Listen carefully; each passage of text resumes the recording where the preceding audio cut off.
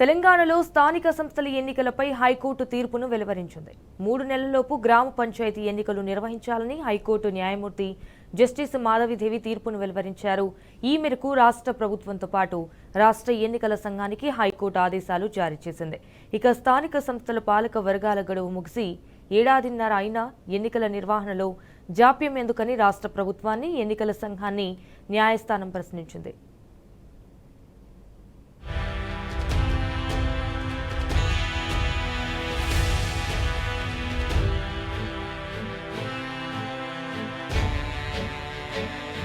రాష్ట్రంలో గ్రామ పంచాయతీల ఎన్నికలను ఈ ఏడాది సెప్టెంబర్ 30 నాటికి పూర్తి చేయాలని హైకోర్టు ఆదేశించింది. ఎన్నికల నిర్వహణకు అవసరమైన చర్యలను 30 రోజుల్లోగా పూర్తి చేయాలని రాష్ట్ర ప్రభుత్వాన్ని, ఆ తర్వాత 60 రోజుల్లోగా గ్రామ పంచాయతీలకు ఎన్నికలు నిర్వహించాలని రాష్ట్ర ఎన్నికల సంఘాన్ని ఆదేశించింది. మొత్తం ఎన్నికల ప్రక్రియను సెప్టెంబర్ 30లోగా పూర్తి చేయాలని స్పష్టం చేసింది. గ్రామ పంచాయతీల పదవీకాలం ముగిసినప్పటికీ రాష్ట్ర ప్రభుత్వం ఎన్నికలు నిర్వహించకపోవడం రాజ్యాంగ వ్యతిరేకమని హైకోర్టు స్పష్టం చేసింది. పాలక వర్గాల గడువు ముగిసిన తర్వాత కూడా రాష్ట్ర ప్రభుత్వం స్థానిక సంస్థల ఎన్నికలు నిర్వహించడం లేదంటూ నల్గొండ, నిర్మల్, జనగామ, కరీంనగర్ జిల్లాలకు చెందిన తాజా మాజీ సర్పంచులు దాఖలు చేసిన 6 పిటిషన్లపై విచారణ జరిపిన హైకోర్టు న్యాయమూర్తి జస్టిస్ టి మాధవిదేవి ఈ మేరకు 8 పేజీల తీర్పును వెలువరించారు. ఎన్నికలు నిర్వహించాలని తాము ఉత్తర్వులు జారీ చేస్తున్నందున అప్పటి వరకు సర్పంచుల పదవుల్లో తాజా మాజీలను కొనసాగించేందుకు ఉత్తర్వులు జారీ చేయాలంటూ పిటిషనర్లు చేసిన అభ్యర్థనను న్యాయమూర్తి నిరాకరించారు.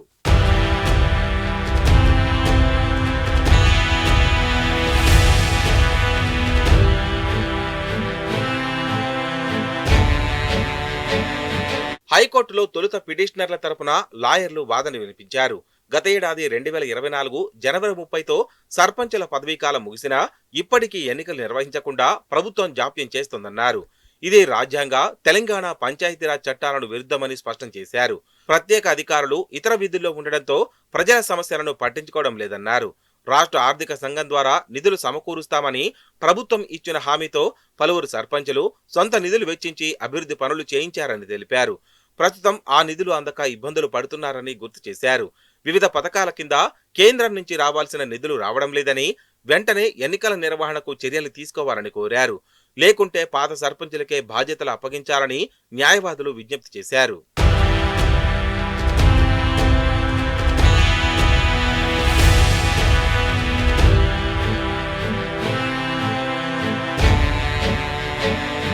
విచారణ సందర్భంగా ప్రభుత్వంపై హైకోర్టు మండిపడింది. గ్రామ పంచాయతీలకు ఎప్పటికి ఎన్నికలు నిర్వహిస్తారని నిలదీసింది. ప్రతి వాయిదాలోనూ ఈసారి గడువు ఇస్తే ఎన్నికల నిర్వహణకు చర్యలు తీసుకుంటామని ఇస్తున్న హామీలు నీటి మీద రాతలే అవుతున్నాయని ఆగ్రహం వ్యక్తం చేసింది. ఎన్నికల నిర్వహణకు రెడీ అంటూ గత ఫిబ్రవరిలో ఇచ్చిన హామీని ఎందుకు అమలు చేయలేదని ప్రశ్నించింది. సుప్రీంకోర్టు మార్గదర్శకాల ప్రకారం పాలక వర్గాలకు గడువు ముగియడానికి 6 నెలల ముందే ప్రభుత్వం ఎందుకు చర్యలు తీసుకోలేదని నిలదీసింది. వెనుకబడిన తరగతులకు రిజర్వేషన్లు ఖరారు చేసే పేరుతో ఏడాదిన్నరగా కాలయాపన చేయడమేమిటని ఆగ్రహం వ్యక్తం చేసింది. గతంలో హామీ ఇచ్చి అమలు చేయకుండా మళ్లీ వాయిదా కోరడమేమిటని నిలదీసింది.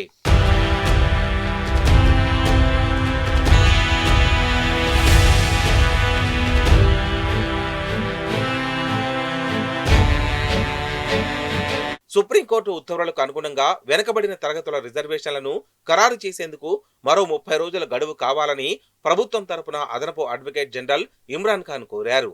గత విచారణలోనూ ఇదే తరహాలో వాయిదా కోరిన ప్రభుత్వం ఇప్పుడు మళ్లీ కోరడం ఏమిటని హైకోర్టు అసహనం వ్యక్తం చేసింది. డిసెంబర్లో విచారణ జరిగినప్పటికీ 2 నెలల గడువు కోరారని ఇప్పుడు మళ్లీ వాయిదా కోరడం ఏమిటని ప్రశ్నించింది. బీసీ రిజర్వేషన్ల అంశం తేల్చేందుకు డెడికేటెడ్ బీసీ కమిషన్ ను ఏర్పాటు చేశామని, బీసీ రిజర్వేషన్లను ఖరారు చేయడమే తమ ముందున్న అంశమని ఖాన్ వివరణ ఇచ్చారు.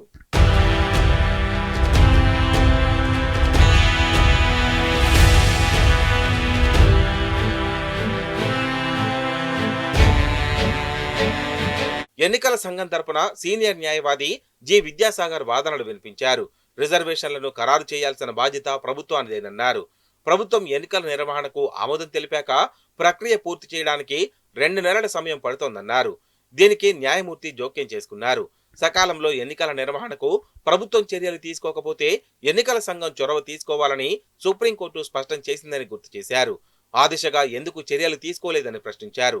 రాజ్యాంగంలోని 243E, 243K అధికరణలు, తెలంగాణ పంచాయతీరాజ్ చట్టం 2018 ప్రకారం స్థానిక సంస్థల ఎన్నికలకు ప్రజాప్రతినిధుల పాలన ఉండేలా చేయాల్సిన బాధ్యత ఎస్ఈసిపై కూడా ఉందని తేల్చి చెప్పింది.